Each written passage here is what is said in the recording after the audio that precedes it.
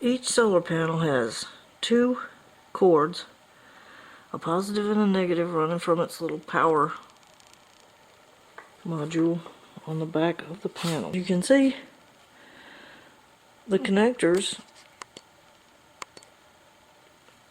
only go in one way. And then you've got your cords, the cables that go into from the panel connect here, so they only go in one way. And the other end goes into the controller box, where you insert your wires and screw them down in there. So I have cables that look alike to the battery and the solar on the floor back there in the van. So for solar, I always put yellow tape on there, yellow for the sun. The hot pink is for positive. The negative doesn't need anything else because negative is black anyway. We're going to be connecting two solar panels to the controller.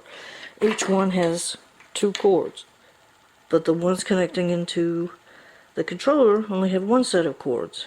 So we got to connect these two together. This is a set of Y-branch connectors.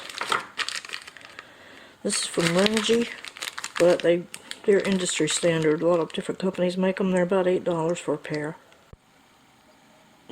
This one says positive. So both positives from the two panels go into this one. This one's got a positive on the other end. These two, the negatives from both panels, go in here.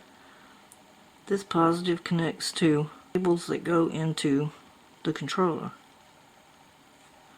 Same thing over here. This one is going to be the negative. And these two are the positive at the top. So they're reversed. It won't matter because they can only go in one way anyway. You should hear a click when the other side snaps in between these. It's very subtle. Try to do it with one hand. I don't know if you heard that.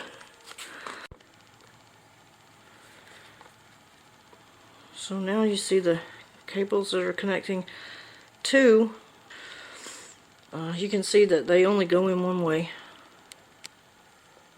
So you can't get this wrong.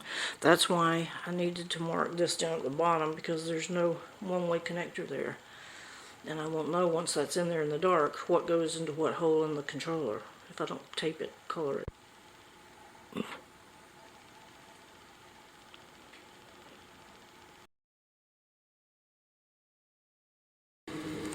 The batteries are showing that they've got 12.6 volts. The panel is showing no volts going in because the panels are not connected right now. There it's reading the battery again.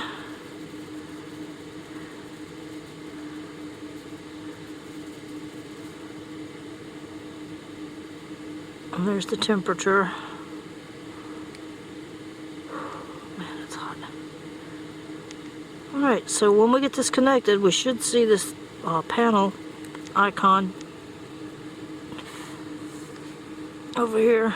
Should change. Here's where the positive and negative go in from the panel. There's a positive and negative from the battery. Always make sure that your batteries are hooked up before your panels. Always, always. You can see I did the same thing. That the cabling is the same, so I've got the hot pink on the positive coming from the battery. This green tape, you probably can't tell the difference much from the one earlier in the house, but this has got green tape on it for the battery. Here are the two cables that we just attached to the two panels with the Y branch connector, parallel connectors to join them together. These are coming through a grommet in my window over there, and they're going to go into these two slots, and they're really tight, so I probably can't show it while I'm connecting it because I won't be able to hold anything.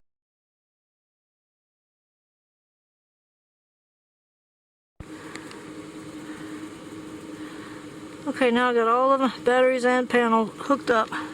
Batteries were at 13 there.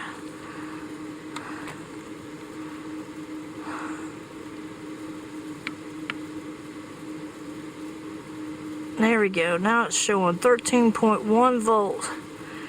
Panel going into the battery. See the little arrow? 17 volts going in.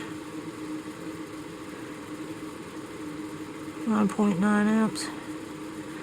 13.2 volts total on my battery right now. So everything's up and running and looking good. There's the hub up front that is plugged up to the Leisure batteries in the back.